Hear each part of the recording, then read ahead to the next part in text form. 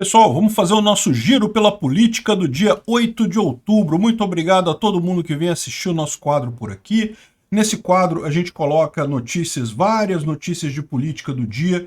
Para poder comentar todas elas, é melhor a gente traz as coisas aqui pro Rumble, pro Odyssey, pro BitChute, para mídia alternativa, onde a gente tem um pouco mais de liberdade para comentar as coisas. Eu agradeço a todo mundo que vem assistir o nosso vídeo aqui, né? Hoje a gente vai falar as notícias trazidas por Senhor Serelepe, Cabeça Livre e várias outras pessoas. Vamos falar sobre as pesquisas, principalmente a Modal Mais. Vamos falar sobre as propostas do Lula. O Lula apresentou um plano de propostas, vamos entender essas propostas. E não adianta chamar Bolsonaro de genocida, é o que conclui a equipe do Lula. O Tarcísio já garantiu São Paulo e muito mais. Vamos começar com as pesquisas aqui. O agregador, vocês sabem, não está dizendo muita coisa. O pessoal continua botando as pesquisas aqui de forma muito estranha. Mas a gente tem a pesquisa do Poder Data em si, que apresentou Lula 52%, Bolsonaro 48%. A gente já falou isso. É curioso como eles não lembram que isso aqui significa empate técnico. Porque na margem de erro, né, a margem de erro é de 2 pontos para mais ou para menos, isso significa empate técnico no final das contas. Esqueceram disso daí, né? Enfim, outra pesquisa que surgiu foi a Modal Mais Futura, que mostrou Lula com 49,3% dos votos para o segundo turno e Bolsonaro com 46% dos votos. Duas coisas importantes aqui. Primeira coisa é que a diferença caiu, né? O Lula até subiu um pouquinho, o Lula terminou o primeiro turno com 48% dos votos, lembrando que aqui não é voto total, né? Não é o voto já tirando brancos e nulos, aqui é voto genérico ainda, contando brancos e nulos. Então o Lula subiu um pouquinho de 48 para 49 e o Bolsonaro subiu de 43 para 46. Bolsonaro subiu bem mais do que o Lula. A diferença entre os dois ficou em 3,3 pontos. E, de novo, como isso daqui é menor do que 4 pontos, significa que é empate técnico. Se você considerar 2 pontos a menos para o Lula, a margem de erro começaria em 47,3 para o Lula e a margem de erro do Bolsonaro vai até 48. Então você teria aí também um empate técnico nesse caso aqui, né? É uma confusão que muita gente está fazendo entre votos úteis, né? Votos totais e votos úteis. Porque justamente se você tirar os votos em branco e nulo, isso daqui muda. Fica Lula com 51,7% e Bolsonaro com 48,2%. De novo, dentro da margem de erro, essa pesquisa da Modal Mais Futura, mostrando o Bolsonaro ainda mais próximo de Lula, né? Isso realmente é uma notícia muito boa para o Bolsonaro. O Instituto Verità, ele fez a pesquisa antes da eleição e na pesquisa que ele fez poucos dias antes do primeiro turno, constava Bolsonaro na frente de Lula por uma diferença pequena, né? Eles estavam tecnicamente empatados e daqui ele botou um documento em que registra o que houve por isso daí, né? E, diferente de outros institutos, a Verità sempre apontou a proximidade entre Bolsonaro e Lula. Não houve diferença entre percentuais de eleitores de Bolsonaro e eleitores não Bolsonaro. Ou seja, se você contar os eleitores Bolsonaro e os não Bolsonaro, eles acertaram em cheio. Olha só, Bolsonaro ele acertou no alvo, 43,2, que foi exatamente o que tinha dado na pesquisa. E no caso do Lula, se você somar o Lula com os outros cargos, também ele acertou em cheio. Por que isso? Porque aqui ele mostra aqui, ó, Bolsonaro no alvo, o Lula ele tomou os votos dos outros candidatos. De fato, né, a gente sabe que teve o voto útil na eleição. Aquilo que eu falei para vocês, muita gente que ia votar no Ciro, que ia votar na Simone Tebet, na última hora resolveu ir para o Lula, acabou votando no Lula.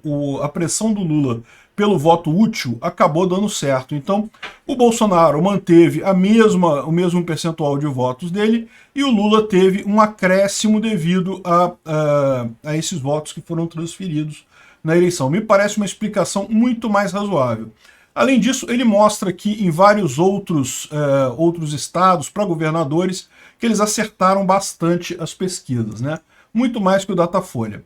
Aqui nessa coluna tem alguma coisa interessante aqui do Robson Bonin, né? Porque o Datafolha, a vantagem do Lula no segundo turno caiu de 16 para 5 pontos em 6 dias, né? Que coisa, não? Que mostra que estava errado antes, a verdade é essa, a diferença já era menor, né? Foi realmente o Datafolha querendo forçar a barra para ajudar o Lula, querendo dizer que o Lula poderia ganhar no primeiro turno, fazendo o pessoal ir para o voto útil lá no Lula, que acabou causando este problema. Na verdade, o que o Datafolha fez foi ajustar realmente para 5 pontos a diferença, que foi mais ou menos o que deu no primeiro turno mesmo, né? Ou seja, o que mostra é que essas pesquisas estavam todas furadas, com certeza. Agora, 5 pontos é mais do que 4 pontos, o que significa que Lula estaria na frente de Bolsonaro, embora por uma vantagem muito menor, mas ainda estaria na frente de Bolsonaro. Ainda iria ganhar a eleição neste caso aqui, né? A questão toda é que aqui, de novo, a gente tem o problema da estratificação.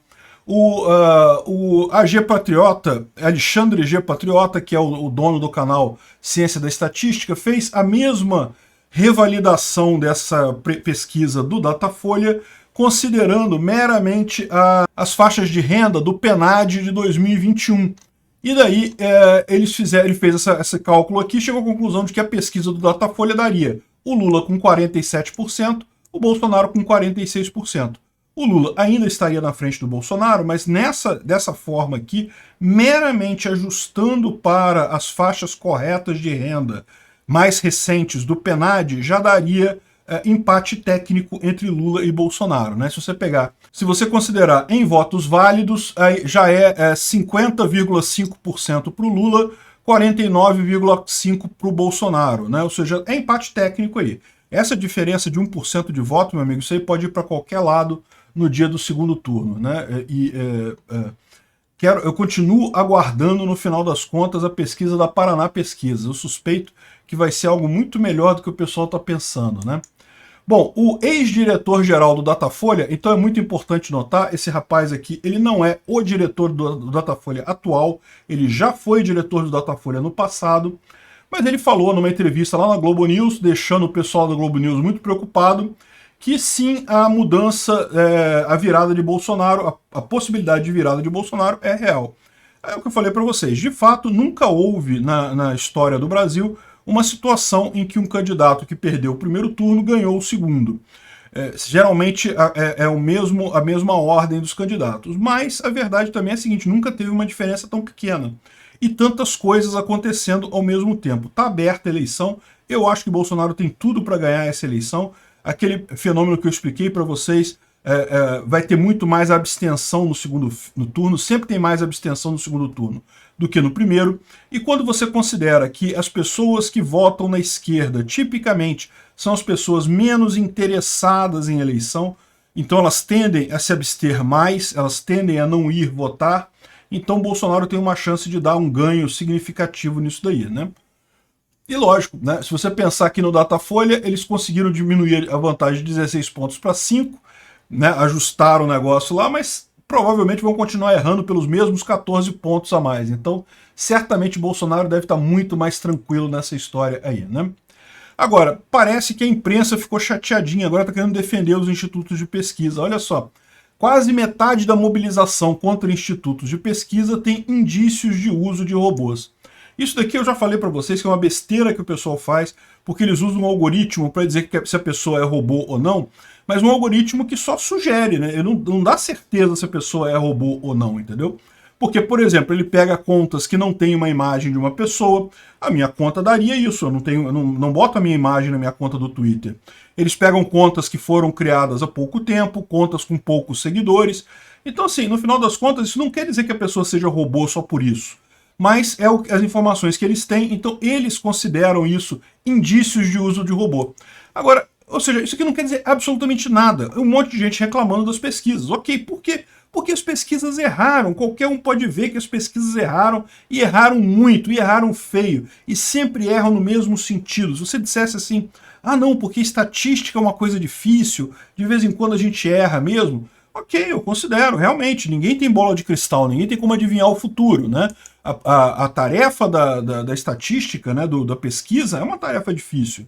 Agora, por que erra sempre para o mesmo lado? Por que não erra sem querer dando Bolsonaro na frente? Não, só erra botando a esquerda na frente. Isso não é só o Datafolha, são todos esses principais institutos de pesquisa da imprensa brasileira. Como é que pode isso? Como é que só erra para um lado? Se disser que é difícil a tarefa da estatística, da pesquisa, eu concordo, ok, mas aí você deveria ter erro para todos os lados, né? De vez em quando erra para cá, de vez em quando erra para lá, né? No final das contas não dá muito problema, porque como erra cada hora para um lado, não tem problema. Quando erra só para um lado, tem alguma coisa estranha nisso daí, né? E daí eles falam, não, porque tem indícios de automatização, não sei o que lá, em potencial. Você quer dizer o quê? Não tem nenhuma chance disso ser realmente robô? O pessoal está preocupado por quê? Porque a CPI das pesquisas subiu o hashtag e está caminhando na Câmara. E o Lira falou que quer iniciar essa CPI antes do segundo turno. Ou seja, o pessoal do Instituto de Pesquisa está percebendo que a batata dele está assando, e está assando muito rápido. E qual que é o problema do pessoal lulista? O pessoal lulista tem o seguinte problema. Com essa CPI correndo atrás dos institutos de pesquisa, arrisca esses institutos de pesquisa pararem de mentir. E se eles pararem de mentir, o Lula perde a eleição, porque a única coisa que segura o Lula nessa eleição é o instituto de pesquisa dizendo que ele está lá na frente. Então esse é o grande problema do pessoal, para dizer que não que subiu o hashtag CPI das pesquisas, mas na verdade não é gente que está subindo, foi artificial. Olha só, uma pessoa um bot chegou a fazer 451 publicações pedindo CPI das pesquisas. Eu conheço pessoas que chegaram a fazer um monte de publicações dessa. Não quer dizer nada, pode ser uma pessoa mesmo muito injuriada com essa questão das pesquisas, né? Enfim, olha só que coisa, o Lula lançou uma lista de propostas dele do governo, o programa de governo dele. O que, pô, vamos combinar, né? Não é nada disso, aqui só tem as coisas que eles falam, que desejos, uma lista de desejos, o que eles querem fazer. Queremos um salário mínimo forte. Ok, e como é que vocês vão fazer para resolver o problema do desemprego que é causado quando você aumenta o salário mínimo? Como é que vocês vão fazer para ter dinheiro para as prefeituras pagarem o salário mínimo, né?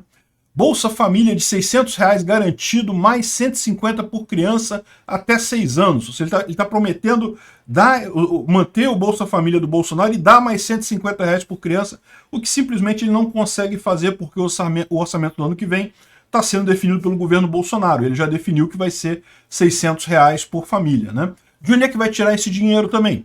Bolsonaro precisou cortar até das faculdades aí. O pessoal já está chiando pra caramba por conta disso. O Lula vai cortar de onde, né? Brasil sem fome, compromisso de produzir e garantir comida para não sei quantas mil pessoas e tirar o Brasil do mapa da fome. Ele esqueceu de avisar que no final do governo dele eram 65 milhões de pessoas nessa insegurança alimentar que eles chamam de fome aqui, que na verdade não é fome, é insegurança alimentar, é um parâmetro diferente. Mas enfim, produzir e garantir como? Como produzir e garantir? Através do MST, fazendo produto orgânico, invadindo propriedade de outras pessoas. Minha Casa Minha Vida. Tem o Casa Verde e Amarela, muito melhor. Mais saúde para o Brasil. É um monte de desejo, um monte de pacote de felicidades. No final das contas, não tem nada de concreto. Ministério da Mulher, cara, para que isso? Mais um ministro, mais dinheiro, mais burocracia. O que ele vai fazer lá que não pode fazer no ministério hoje que tem já lá, que era da Damares, né? Agora a Damares é senadora, mas o ministério lá da família, não sei o que lá, que já tinha lá. Farmácia Popular, Empreender Brasil, facilitar crédito. Cara, você está prometendo isso, Bolsonaro está fazendo isso nesse momento lá na Caixa Econômica, né? Aqui, ó, incorporou o programa do Ciro, negociação das dívidas das famílias que recebem até 3 salários mínimos para limpar o nome no SPC e Serasa e coisa e tal. Isso é preocupante. Bolsonaro também falou que vai fazer isso. Recriar o Ministério da Cultura. Isso aqui é para os amigos dele, os artistas, né? Que ele quer recriar o Ministério da Cultura para ter grana e coisa e tal. Enfim, um monte de coisa aqui que, no final das contas, não quer dizer nada. Ele não diz como que ele vai fazer isso. Um monte de desejo. Quero mais universidade. Tá, e vai tirar dinheiro da onde para fazer as universidades? Brasil conectado, internet de qualidade em todo o Brasil. Tá, beleza. Com que dinheiro? Vai aumentar imposto, é isso? Vai aumentar a expropriação do povo brasileiro? Enfim, mas o pior do plano do Lula não é nem esse. O pior do plano do Lula é o que ele pretende fazer com as Forças Armadas. Ele está chamando aqui de despolitização das Forças Armadas. Adivinha o que significa isso? Eu vou dar uma dica para você. O nome disso é perseguição a quem for bolsonarista nas Forças Armadas. O pessoal bolsonarista nas Forças Armadas vai ser literalmente perseguido. Se não for retirado na mão grande das Forças Armadas, certamente vai ficar congelado, não vai conseguir promoção fora as obrigatórias, não vai conseguir avançar na carreira. É isso que ele quer dizer com despolitização. Você acha que isso quer dizer também que ele não vai promover o pessoal que for apoiador do Lula? Não, isso para ele não tem problema nenhum. O que ele está dizendo aqui, o que ele está dizendo com todas as letras, é que ele vai fazer uma coisa que Bolsonaro jamais ousou fazer, que é intervir diretamente nas Forças Armadas. Ele vai querer fazer uma Força Armada amigável a ele, que seja dócil com a esquerda, né? Esse é o primeiro passo que foi feito pelo Hugo Chávez lá na Venezuela. Justamente trazer a Força Armada, por quê? Enquanto as Forças Armadas não tiverem nesse projeto de poder esquerdista, o projeto de poder esquerdista não tem como sair, porque as Forças Armadas não deixam. Olha o que o Petro está fazendo lá na Colômbia, agora que ganhou. Já está fazendo exatamente isso. Pegando os generais que são mais de direita, que são mais liberais e coisa e tal, que são contra a esquerda, e botando para escanteio, aposentando quem pode, botando lá em cargo subalterno e coisa e tal, e promovendo o pessoal vermelhinho. Daqui a pouco tá com as Forças Armadas todas vermelhas, meu amigo, e aí ninguém segura a esquerda aqui no Brasil, né? Além disso, ele quer criar a tal da Guarda Nacional. Na verdade, ele já criou uma Guarda Nacional, mas essa Guarda Nacional não, ainda é uma coisa não política, né? Ele provavelmente vai querer fazer igual todo ditador faz, uma Guarda Nacional que responde diretamente ao presidente. Por quê? Porque vai ser a linha de defesa do presidente contra outras pessoas dentro do governo. É assim que funciona a Rosguardia lá na Rússia, que funcionava a Guarda Nacional do Iraque. É assim que o ditador faz. O ditador sabe que ele começa a fazer as coisas, né, começa a desagradar muita gente dentro do governo, o próprio governo se volta contra ele. E daí ele precisa ter uma guarda para manter o governo na linha. Independente de exército, de forças armadas, essa coisa toda. Independente de polícia e coisa e tal. É isso que o Lula quer. E vai fazer essa guarda por quê? Por que ele quer fazer do zero? Porque ele quer chamar só gente de esquerda, só o pessoal esquerdista, para ter o pessoal que é leal a ele mesmo. Isso aqui é extremamente preocupante. Esse resto aqui é um monte de sonhos que você sabe que ele está botando isso daqui, mas depois que você for eleito, foda-se, não vai fazer. Isso daqui eu tenho certeza que ele vai fazer, porque isso daqui é crucial para o projeto dele de dominação. O Bolsonaro ontem estava nervoso, estava lá, criticou o Lula, falou que o Lula, vocês querem eleger um ladrão e coisa e tal, enfim, foi muito áspero com o Lula, né? Segundo o pessoal aqui da Bela Megali, o motivo da irritação do Bolsonaro e dos novos ataques a Lula e Moraes foram os memes do Janones, né? O Janones fez ontem um monte de meme engraçadinho, dizendo que fez Bolsonaro ligando o Bolsonaro à maçonaria, ligando o Bolsonaro a canibalismo e não sei o que mais o que, e falando que Bolsonaro fez um acordo com o Robinho para não expulsar o Robinho do país, não extraditar o Robinho do país, o que é um absurdo. Até as agências de fact-checking tiveram que checar isso daí e disseram que não, que é impossível, porque Robinho é brasileiro nato não é extraditável. Você sabe que pode até acontecer da justiça brasileira iniciar um processo contra o Robinho, mas ele teria que iniciar o processo do zero, com a mesma acusação e coisa e tal, e levantar as provas novamente, fazer todo o processo aqui no Brasil. Isso é possível, mas extraditar o Robinho não, porque nenhum brasileiro nato é extraditado. Agora, aquele negócio, para o Robinho isso não deixa de ser triste, porque ele vai ficar, ele não pode mais sair do Brasil o resto da vida dele. Se ele viajar para fora, em qualquer lugar que ele for, o outro país pode extraditar ele para a Europa, né? Realmente uma situação complicada, mas não, Bolsonaro não fez nenhum acordo para proteger o Robinho. E o Robinho nem declarou apoio ao Bolsonaro, até porque ele sabe que nessa situação seria algo ruim. O que aconteceu foi exatamente isso, né? O Robinho não vai ser extraditado porque é brasileiro nato. Mas aí o pessoal, não, porque não vai ser extraditado, porque fez acordo com o Bolsonaro e Bolsonaro não vai extraditar o estuprador e não sei o que lá. Um absurdo isso. Enfim, o Janones está partindo para o tudo ou nada, criando um monte de fake news nessa ideia de que isso vai fazer os eleitores mudarem o voto, saírem do Bolsonaro, irem para o Lula e coisa e tal, vai queimar o Bolsonaro e coisa e tal. Eu já falei para vocês, esse negócio, a esquerda fica achando que basta criar esses memes com essa ligação do Bolsonaro com alguma coisa que tá valendo. Na visão deles é o que o bolsonarismo faz, que os bolsonaristas fazem. Mas não é assim, você precisa ter uma lógica, você precisa ter um embasamento ali. É preciso ter uma ligação, né? Essas coisas que ele colocou são muito frágeis. São coisas, quem acredita que Bolsonaro é canibal? Pô, para com isso, né? Tudo bem, você pode não gostar do Bolsonaro, é direito seu, mas achar que o cara é canibal, porra, para, né? Enfim, esses memes todos que o cara criou, na verdade, estão só causando mais confusão, a ponto que o PT orientou a militância a não chamar Bolsonaro de genocida, porque não funciona. Olha que coisa, né? Sabe quem falou exatamente isso daqui? Eu, há coisa de 6 meses atrás. Falei, olha só, essa campanha vai ser muito fácil para Bolsonaro, justamente por quê? Porque a esquerda está contando em usar a pandemia como um fator para dissuadir a pessoa de votar no Bolsonaro. Enquanto, no final das contas, para o brasileiro médio, esse negócio de pandemia não fez tanta diferença assim. Essa elite da Globo, aquela elite socialista brasileira, está muito chateada com o Bolsonaro, acha que tinha que ter fechado tudo, tinha que ter parado tudo. Mas o povo em geral, o povo na rua e a galera em geral não está tão chateado assim. Viu que Bolsonaro fez o que foi possível, trouxe a vacina. Ele falou uma coisa ou outra lá que ficou meio estranha. Ok, mas também não é esse negócio todo. Então, no final das contas, esse tipo de coisa não ia dar efeito durante a eleição. Agora, a corrupção dá efeito. Então, é o que eles falaram aqui, ó. Não adianta chamar Bolsonaro de genocida, que não funciona, ninguém cai nessa. Todo mundo viu, teve uma doença, morreu 600 milhões de pessoas? Morreu aqui, morreu na França, morreu na Alemanha, morreu nos Estados Unidos, morreu um monte de gente num monte de lugar, infelizmente. Houve uma doença muito séria, realmente um monte de gente morreu.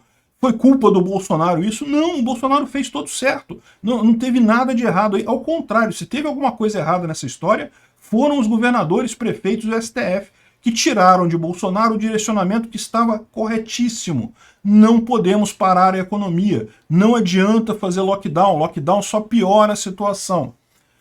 Enfim, o PT está orientando a militância a chamar de desumano, ladrão, vagabundo, né? Mas não chamar de genocida, assassino, miliciano e anticristo, porque isso não funciona, isso não cola com as pessoas. Chamar ele de desumano, ladrão e vagabundo é outra história. E nesse tema é uma coisa muito importante a questão do desumano, porque Bolsonaro fez um pronunciamento, fez uma fala que eu achei muito significativa na Câmara dos Deputados anteontem e que teve pouca repercussão. Ele pediu desculpas pelos exageros das expressões que ele usou em alguns pontos da pandemia. Eu acho que isso tinha que ter um foco muito maior, né? Por quê? Porque a esquerda, a gente sabe que quando o Bolsonaro imitou a pessoa com falta de ar, foi para criticar a esquerda, não estava fazendo troça com quem está sentindo falta de ar. Mas essa coisa colou, meio que o pessoal viu isso como o Bolsonaro sendo um pouco...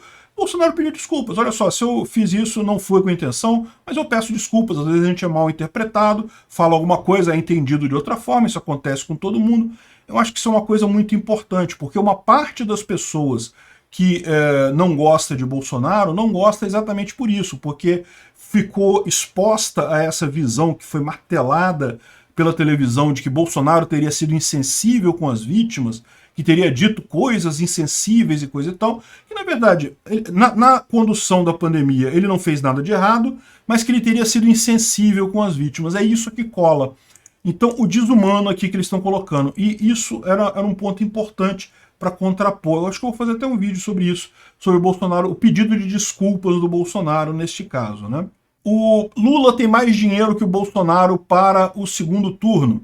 Por que isso? Porque as regras de divisão de dinheiro lá são tais que foi mais fundão para o Lula do que para o Bolsonaro. Não tem problema, de qualquer forma, o dinheiro não faz tanta diferença nessa eleição. Como eu falei, mas e a compra de votos, né? Pode pegar esse dinheiro e comprar voto. Isso pode fazer mesmo. E vai acontecer em alguns lugares, mas eu duvido que o PT consiga armar um esquema de compra de votos tão grande quanto fez no primeiro turno. Por quê? Aquilo que eu já falei várias vezes, no primeiro turno tem os candidatos a deputado federal, deputado estadual. Aquele vídeo que eu mostrei ontem das pessoas reclamando que prometeram pagar e não pagaram, e não sei o que lá, e aquilo ali foi, eu tinha falado que era no Ceará, eu me enganei, é em Pernambuco. O Francisquinho era um candidato a deputado pelo PSB, o partido do vice do Lula, em Pernambuco. Então, e o cara não pagou, ele prometeu pagar o pessoal que votasse nele, fez a lista com as pessoas e coisa e tal, mas não pagou depois, né? E repara, esse pessoal agora já não vai querer mais vender voto, pô, já viu que é roubado isso daí, que não vai receber depois. E um monte de outros candidatos também vão ficar por fora, porque, primeiro, aqueles que não pagaram, é óbvio, mas não só isso, porque vai ter muito candidato a deputado estadual e federal que ou já foi eleito, então não tem mais problema, ou já perdeu a eleição, e aí é mais problema ainda, porque agora já gastou dinheiro com a campanha e não conseguiu se eleger, então não tem o que fazer agora, né? Então a expectativa é que essa compra de votos seja muito pequena. E mais do que isso, como eu falei, né, também além da compra de voto, você tem muito pessoal que vai buscar o eleitor para votar. Gente, no interior, naquelas favelas, nas comunidades, muita gente não está nem aí para eleição. Vai chegar domingo, vai ver jogo de futebol, vai sentar no sofá, vai descansar um pouco. Nessas localidades, o candidato a deputado estadual, o candidato a deputado federal, aquela pessoa que está ali do lado, ela é muito mais efetiva, porque ela vai na casa do sujeito, os caras vão lá, os cabos eleitorais, eles vão na casa do sujeito, não, gente, vamos lá, vamos votar no fulano, temos que ajudar, não sei o que lá, e não vai ter isso dessa vez, por quê? Porque não tem o deputado estadual, o deputado federal, né? O que eu falo, essa é a vantagem do Bolsonaro. O pessoal que vota no Bolsonaro é tipicamente o pessoal mais interessado em política, né? Não estou dizendo que não vai ter alguém que não vai votar também, sempre vai ter alguém que votou no primeiro turno do Bolsonaro e vai acabar não votando no segundo em ninguém, não vai nem votar, mas a expectativa é que muito mais gente faça isso do lado do Lula do que do lado do Bolsonaro, o que vai cortar essa diferença entre os dois, né? A revista Oeste levanta um outro ponto aqui que eu acho extremamente relevante sobre a questão do desmatamento do governo do PT, que na verdade o desmatamento durante os anos do PT foi muito maior que durante o desmatamento do Bolsonaro. Eu não entendo como que o pessoal lá fora ainda tem a impressão de que Bolsonaro desmata a Amazônia e coisa e tal. É um absurdo isso. O pessoal inventa essa história de não queimadas na Amazônia, porque estão só contando os focos de incêndio. E por que tem tanta queimada na Amazônia dessa vez agora com o Bolsonaro? Porque tem o tal do satélite FIRMS da NASA, que conta isso com muita facilidade. Antigamente você tinha uma contagem diferente, com satélites menos precisos. Então tinha uma contagem menor, mas o desmatamento, a porcentagem de área desmatada sempre foi muito maior nos governos petistas do que no Bolsonaro, né? Bom, Tarcísio está indo muito bem em São Paulo, uma diferença de mais de 10 pontos percentuais para o Haddad. Isso quer dizer que a prefeitura, que o governo do estado tá ganho? Não está ganho, mas ele está muito bem, está muito encaminhado. Provavelmente nós vamos ter aquilo que a gente esperava mesmo, Tarcísio ganhando em São Paulo. E a boa notícia é o fato do Rodrigo Garcia ter apoiado ele, é que provavelmente o Tarcísio vai ter apoio em São Paulo para governar. Isso é uma coisa que é uma preocupação. Aquilo que eu falei para você. O Tarcísio vai chegar lá em São Paulo, o governo de São Paulo é dominado pelo PSDB. Se ele bater de cara contra o PSDB, ele vai ter problemas, porque ele não vai conseguir governar direito lá. Eu acho muito melhor essa transição desse tipo, né? O Tarcísio tendo essa base é algo positivo. Agora, também acende um alerta, porque tem que tomar cuidado para o Tarcísio não virar PSDB, né? Não entrar lá no esquema do PSDB e acabar se queimando para a disputa da presidência em 2026. A gente está muito bem, tem o Tarcísio, tem o Zema como alternativas em 2026, mas é lógico, é importante que o Tarcísio faça um bom governo lá em São Paulo. Tem que tomar cuidado com o pessoal do PSDB, nos dois lados. Para o pessoal não fazer trairagem, não dar facada nas costas do Tarcísio. 2, para o Tarcísio não entrar no esquema do PSDB. São os dois riscos que ele corre lá, né? Bom, o Holliday não conseguiu se eleger para deputado federal, que ele estava tentando. Ele falou que vai concluir. Ele mudou do Novo para o Partido dos Republicanos, que é o partido do Tarcísio, e ele falou que não vai mais concorrer a cargo público. Vai cumprir, ele é vereador de São Paulo, vai ficar até o final do mandato dele, tem mais 2 anos, depois disso ele não vai concorrer mais. Eu não sei porquê, eu vejo que do pessoal do MBL, o Fernando Holliday me pareceu mais consistente, evitou bater em Bolsonaro, saiu do MBL justamente quando o MBL adotou uma política de bater em Bolsonaro sistematicamente. Inclusive, está muito curioso, teve um vídeo recente do Renan Santos, lá do MBL, falando que, caramba, não, a gente tem que esquecer esse negócio de liberalismo econômico, isso não quer dizer nada, temos que esquecer esse troço. Temos que partir para um projeto desenvolvimentista para o Brasil. Olha só, hein? Quem diria, hein? O MBL, que o pessoal achava que era liberal, que era até libertário, e não sei o que lá, não sei o que lá. Projeto desenvolvimentista para o Brasil. Tá pior que Ciro Gomes, eles. Pelo menos o Ciro Gomes é honesto em falar isso, né? O MBL fica nessa coisinha, Brasil livre. Não, Brasil livre, caramba. Eles querem desenvolvimento, mais imposto, proteção de empresários nacionais, esse tipo de coisa. Coisa do Ciro mesmo. Bom, o Hamilton Mourão foi eleito, né, pelo Rio Grande do Sul para o Senado e deu uma entrevista para a Globo News falando que, olha só, realmente o Senado vai assumir com o compromisso de mudar o STF. Ele está falando como o Bolsonaro ganhando, né? Bolsonaro vai ganhar no segundo turno e nós vamos assumir com o compromisso de mudar o STF. Seja reduzindo a idade dos ministros para aposentadoria. Se Bolsonaro revogar a PEC da Bengala, 5 ministros do STF já são aposentados automaticamente. Ele pode indicar 5 ministros. Ele já teria 2 ministros que ele deve indicar em março de 2023, mas se cair a PEC da Bengala, teriam outros 3, ou seja, seria um total de 5. Aí pronto. Em março, você já teria um STF já com a composição favorável a Bolsonaro. Para pensar, Bolsonaro teria maioria na Câmara, maioria no Senado, seria o presidente, teria vários estados de apoio. Olha o quanto que Bolsonaro conseguiria avançar na pauta dele dessa forma, né? E a outra alternativa é reavaliar o número de ministros do STF. Eu cantei essa pedra.